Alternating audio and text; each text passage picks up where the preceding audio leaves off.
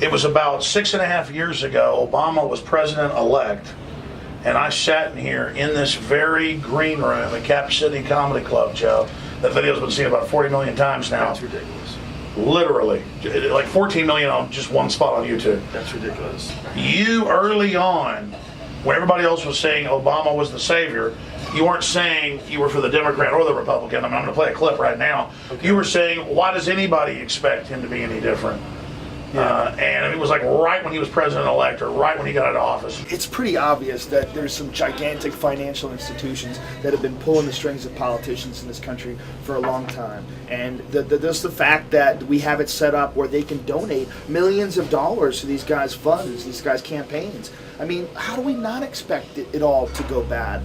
They put so much into him, built him up as this big brand name. What's your take on it? Well, you know what, man? I don't even think Obama is to blame. I really don't. I don't think there's an individual that's to blame.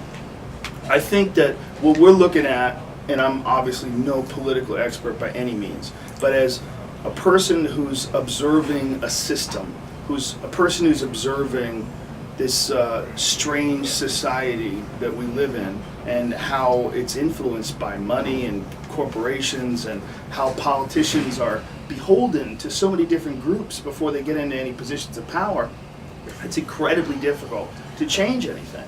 And it's not like this statement about Obama as a president or Obama as a person. It's more that the system is so intertangled, it's so intertwined with political interest groups and with lobbyists and with corporations having mad control over the political system, over who gets represented, which party, who represents which party. The people that have the most money historically have done the best. I mean, it's like a big, crazy money grab. And then these people get into these positions of power, and I don't think they have nearly as much control as we like to think they do.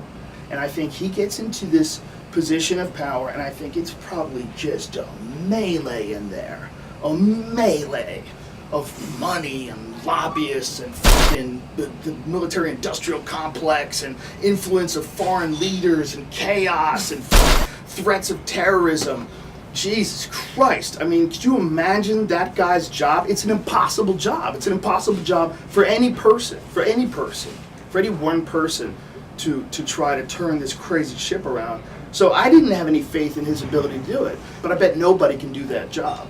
I think that job is almost impossible.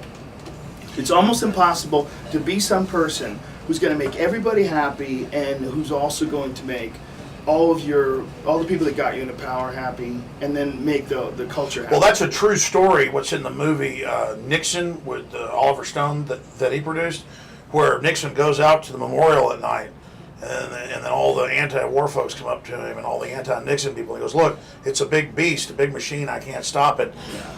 I think that's I mean, I think the beast that Nixon faced was probably still way too big for anybody to handle. But I think that the beast Obama faces is far bigger. It's far crazier. It's the whole thing. It's just, and the stakes are higher because the wars we're in are so preposterous after Vietnam. There's this sort of despair that happens when people realize, like, we didn't learn anything. We're still involved in quagmires in other countries that cost massive amounts of lives. Both Americans and other people, we get caught in these things, and they're incredibly disappointing for people. When we look at our culture, I think America likes to be a proud country. We like to look at ourselves as really like a special type of people. We're the children of immigrants. The crazy people that came here when everybody else was banking on Europe. We were like, let's get on a boat. And hundreds of years ago, those were our ancestors, and this is where we are today. But if you look at our actions, it's depressing for people to look at the actions of their country and not totally be able to defend something that we've done militarily. You know, when people look at that and they go, there's a lot of people that I know that are patriots, a lot of people that I know that are veterans, that love America, that believe in the military, and they're very upset with the way the direction of these wars has gone. very upset with the image that it's given America worldwide.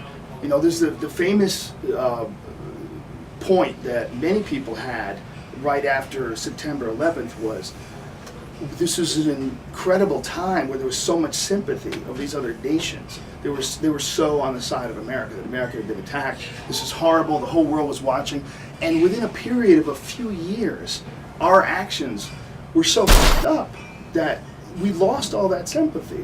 There was this moment where America had this position of love, you know, where the whole world was like, hey, we're sorry that happened to you. And by the actions, the mistakes, the push, the pull, whatever it was that led us from September 11, 2001 to where we are in 2014, whatever it is that led us to that, it bums a lot of people out, you know? Where does your gut tell you the country's going? Because so many people, the metrics show towards some type of collapse, not just here, but worldwide. I know you personally have been moving towards getting off the grid some. Well, I think getting off the grid's a good idea just because the grid is goofy. You know, if you could figure out a way to make your own electricity and get your own water out of the ground, like why would you not do that? As long as you're testing your water and you know that your water is good, it just seems awesome. It just seems like a cool thing to be able to get your electricity from the sun. But I don't think necessarily civilization's going to collapse. I think people far smarter than me have engineered this thing. I just think that we're just in a weird period of life. We're also in a weird period of information. It's a weird period of like the news, you know, like this Edward Snowden stuff, Glenn Greenwald, and the ability to distribute a big crazy story like that. It's completely shifted. It's not only like the New York Times. It's not only like a corporation. It's small individuals have this weird ability to do stuff like that now, like world-changing stuff. And it's almost like a pre-singularities, like smaller waves building up to bigger waves. Yeah. I mean, that's how I knew about the NSA and the hubs and the major buildings. And remember, like in 1999, I'd be telling you about that stuff and how they were listening to everything. Dude, you thought they were spying on everything way before anybody did. But I'm not tooting my horn. I wasn't psychic. Yeah, but it's not just that. It was in the documents. There's also who had the documents? You have the documents. One thing that I always tell everybody, like the first video that I ever saw that made me go, "What? They do that? That's real?" was your 911 Road to Tyranny documentary, where you detailed what happened in the World Trade Organization. Oh yeah. The WTO protests, we detailed how they used these guys to come in, these agent provocateurs. It was a peaceful protest. In order to make it non-peaceful, they have these guys come in with government-issue boots, ski masks, fuck everything up, smash things, and then they turn it into a war zone. So then the cops get to move in and arrest everybody. They made the whole thing a no protest zone. These guys, they get holed up in some house somewhere, right? And then the government paid for their house. And then they negotiated them free. They got free. So these guys, they like smashed all these windows. And they had the Delta Force running it. That even came out. I mean, people in Seattle knew about that.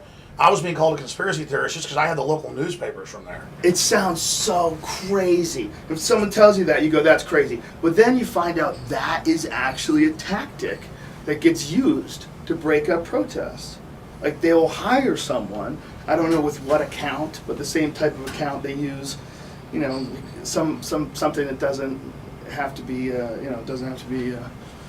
I mean, how would you organize something like that? How do you tell somebody? I mean, are they allowed to say, "Hey, we're going to hire you guys"?